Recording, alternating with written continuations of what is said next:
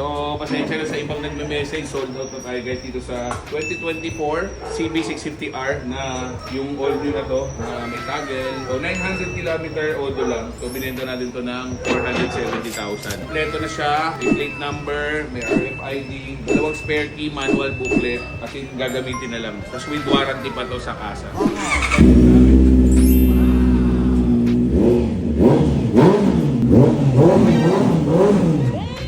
Ganda ng tunog.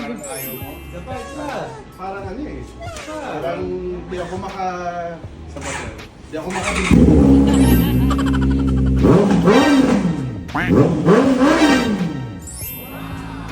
Actually sir, yung iba, kaya patambucho ko eh. Kasi pag nakatambucho at nag-test, at nag-soundcheck sila, talagang ayaw nila iwan eh.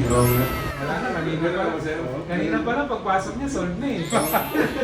Good as brand sir, as in talaga, walang drop, walang slide.